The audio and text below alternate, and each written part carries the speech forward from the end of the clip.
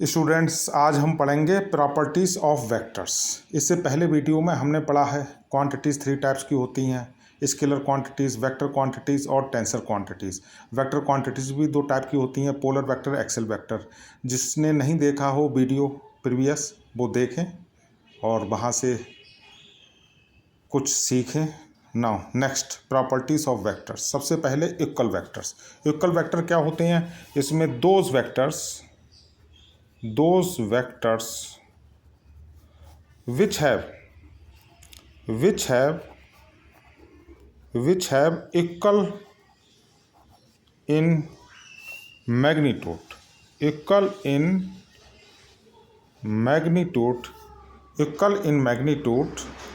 and have same direction इसका मतलब क्या है? मैग्नीट्यूड इक्वल होता है, साथ में डायरेक्शन भी कैसी होती है? सेम होती है, कहलाते हैं इक्वल वेक्टर। अब जैसे देखिए, एक ए वेक्टर है और एक बी वेक्टर है और ये इक्वल वेक्टर्स हैं, तो मैथमेटिकल इंटरप्रिटेशन क्या होगा? ए वेक्टर का मॉड किसके बराबर होगा? बी वेक्टर के मॉड के बराबर। यानी कि इन दोनों का मॉड यानी मैग्नीट्यूड भी सेम है और डायरेक्शन भी कैसी है? सेम है। सेकंड है लाइक वेक्टर्स। लाइक वेक्टर्स क्या होते हैं? इसमें मैग्नीट्यूड इक्वल भी हो सकता है और अनइक्वल भी हो सकता है, लेकिन डायरेक्शन कैसी रहेगी? सेम। यानी कि कह सकते हैं हम those vectors which have equal और unequal in magnitude what have same direction। इसका मतलब क्या हुआ? जो लाइक वेक्टर है इसमें इक्वल वेक्टर एक पार्ट होगा, ठीक है। इसमें मैग्नीट्यूड इक्वल भी हो सकता है और अनइक्वल भी, लेकिन डायरेक्शन सेम है। जैसे एग्जाम्पल क्या है? जैसे ये ए वेक्टर है और ये बी वेक्टर है। अब देखिए, दोनों वेक्टर का मैग्नीट्यूड भी इक्वल है और डायरेक्शन भी सेम है, तो हम लिख सकते हैं mod A is equal to mod B, यानी कि ये इक्वल वेक्टर हो गया। अब और अगर हमने ले लिया कोई वेक्टर, ये ले लिया पी वेक्टर और ये हमने ले लिया क्यू वेक्टर। अब इसमें देखिए, डायरेक्शन तो कैसी है? सेम है, लेकिन मैग्नीट्यूड कैसा? अनइक्वल। तो हम लिखेंगे पी मॉड, यानी कि मॉड अनइक्वल हो जाएगा, डायरेक्शन सेम है, तो क्यू। इसका मैथमेटिकल इंटरप्रिटेशन क्या होगा? पी वेक्टर का mod is not equal to Q vector का मॉड, यानी डायरेक्शन तो सेम है लेकिन मैग्नीट्यूड क्या है? अनइक्वल। यानी कि जो इक्वल वेक्टर है ये लाइक वेक्टर का एक पार्ट होगा। नाउ नेक्स्ट, थर्ड क्या है? अब नेगेटिव वेक्टर या अपोजिट वेक्टर। नेगेटिव वेक्टर और दूसरे फॉर्म में कह देते हैं और opposite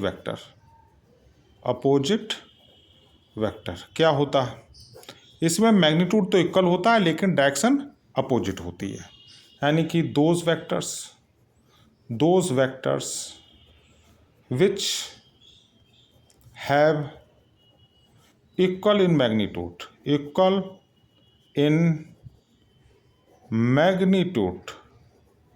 but opposite in direction।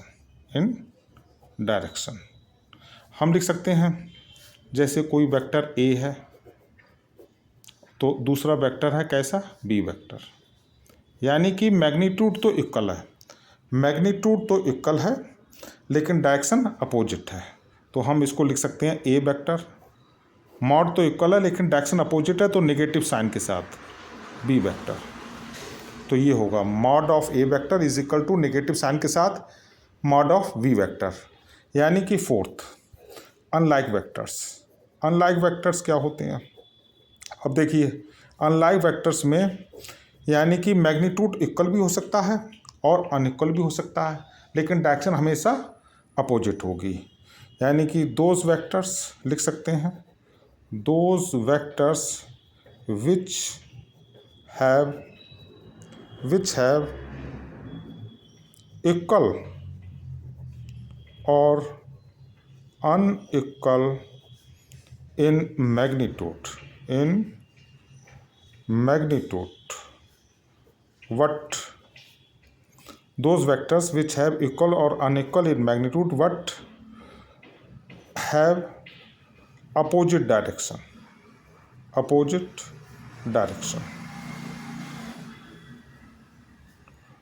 Known as unlike vector.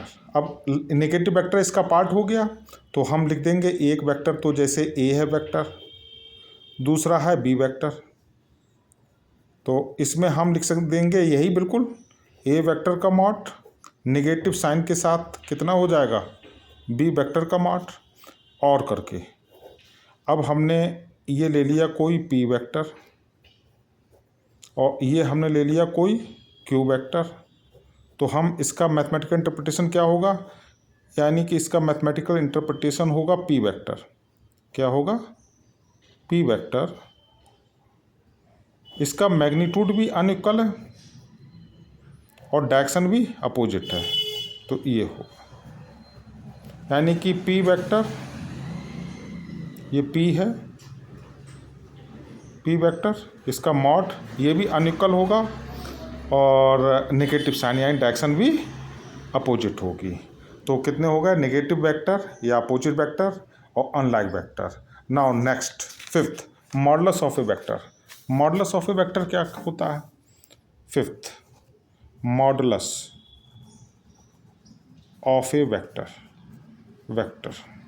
Modulus of A vector, ये हमेशा वेक्टर की रिप्रेजेंट करता है पॉजिटिव क्वांटिटी, यानी कि एंड इट रिप्रेजेंट्स, लिख सकते हैं it represents the positive number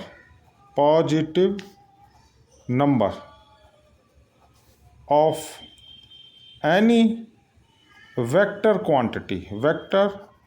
quantity. कैसे लिखते हैं हम?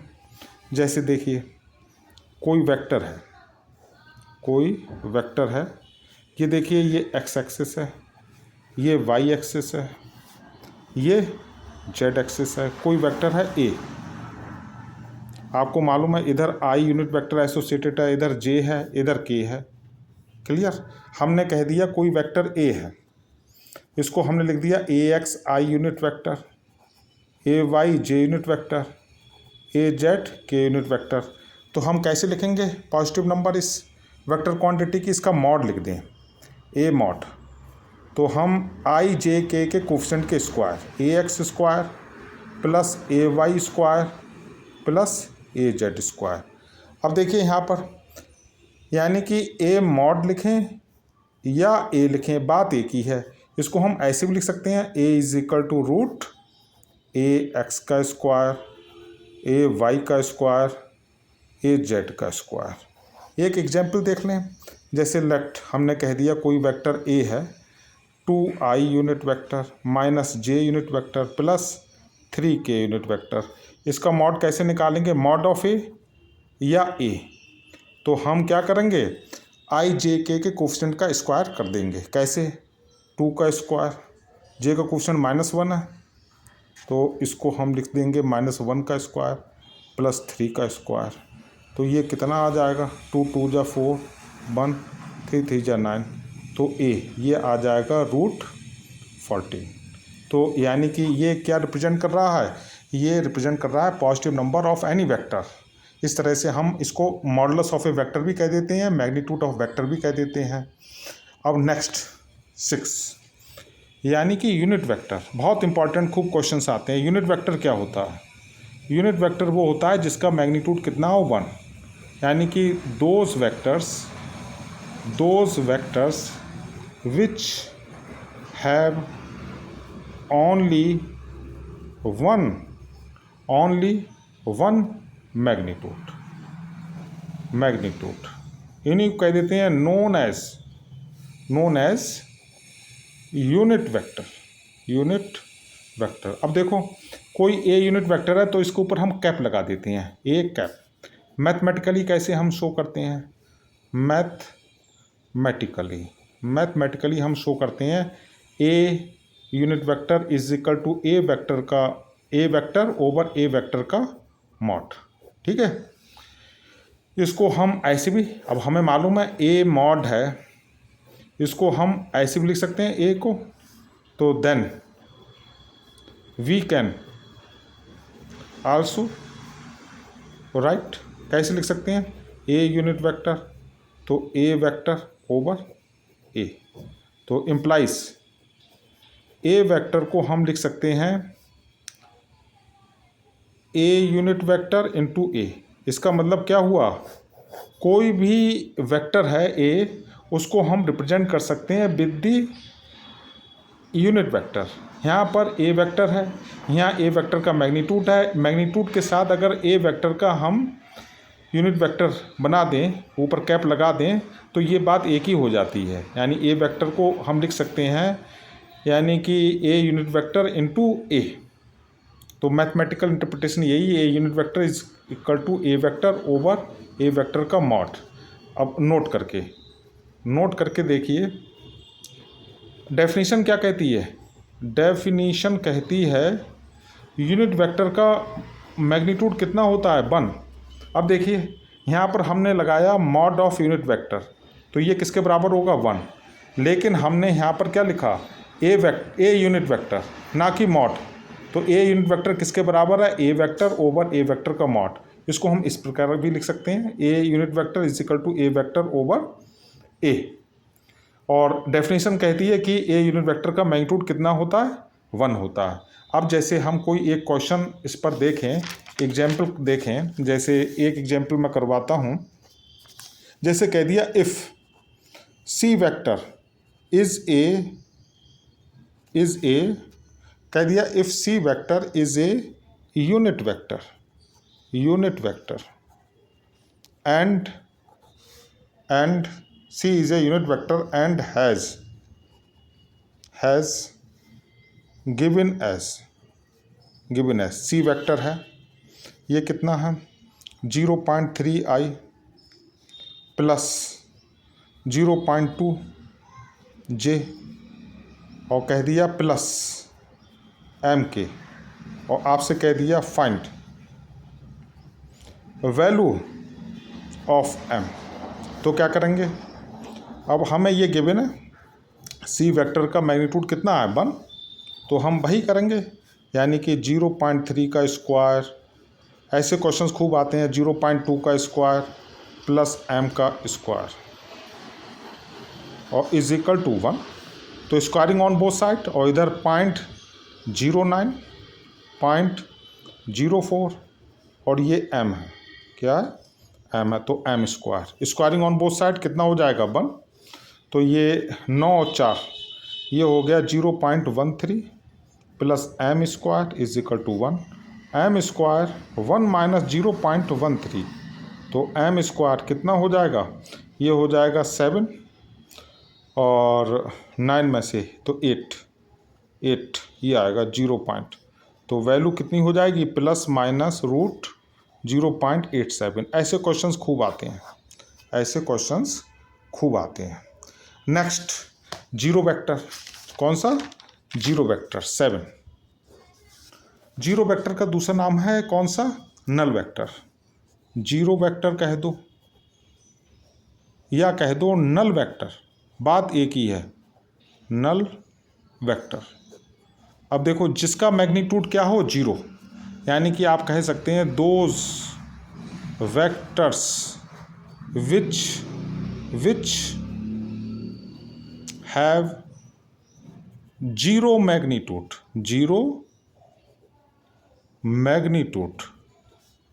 नोन एज नल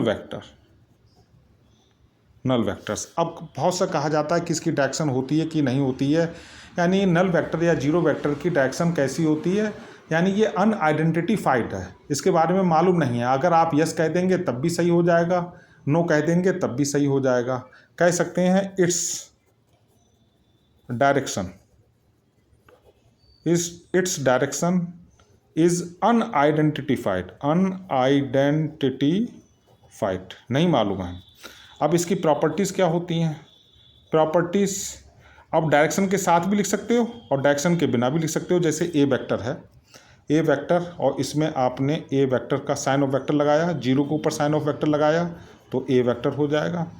ए वेक्टर माइनस जीरो वेक्टर, तो ये फिर ए वेक्टर हो जाएगा।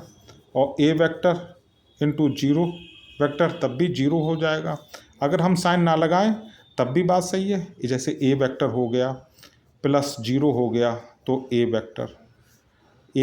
वेक्टर हो गया माइनस जीरो, तब भी ए वेक्टर, और ए वेक्टर डॉट जीरो वेक्टर तो भी जीरो। तो ये हो गया जीरो वेक्टर या नल वेक्टर। नेक्स्ट, को इनिशियल वेक्टर सभी जानते हैं। को इनिशियल वेक्टर्स क्या होते हैं?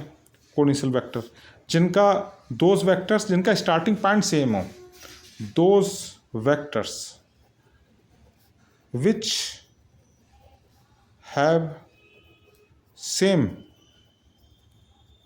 स्टार्टिंग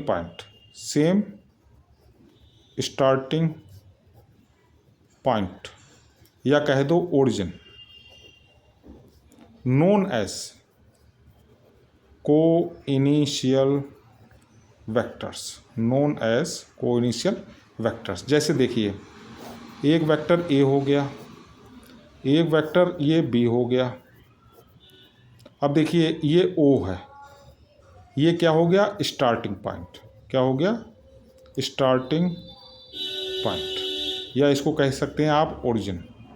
तो आप ये कह सकते हैं कि ये ए और बी वेक्टर क्या हैं? को इनिशियल वेक्टर्स। क्या हैं? को इनिशियल वेक्टर्स। आज इतना ही। नेक्स्ट वीडियो में बताएंगे कॉलिनियर वेक्टर या कॉलिनियर कहें या कोलिनियर कहें, coplanar vectors, addition subtraction of vectors और ट्रायंगुलर लॉ, ये सब करेंगे। हाँ स्टूडेंट्स, आज बस इतना ही। आप लोगों से एक रिक्वेस्ट है कि कोई भी स्टूडेंट सब्सक्राइब नहीं कर रहा है चैनल। अगर आपको समझ में आया है और आप फ़ायदा ले रहे हैं तो प्लीज़ सब्सक्राइब कीजिए। यही गुरु जी की गुरु दक्षिणा होगी, क्योंकि बिना गुरु दक्षिणा दिए अगर आप ज्ञान अर्जित करते हैं तो वो ज्ञान अंधकार की ओर ले जाएगा, ना कि प्रकाश की ओर। तो आपसे हम्बल रिक्वेस्ट है, प्लीज़ फर्स्ट गुरु दक्षिणा के तहत सब्सक्राइब कीजिए, फिर लाइक कीजिए और शेयर भी कीजिए। Okay, thank you.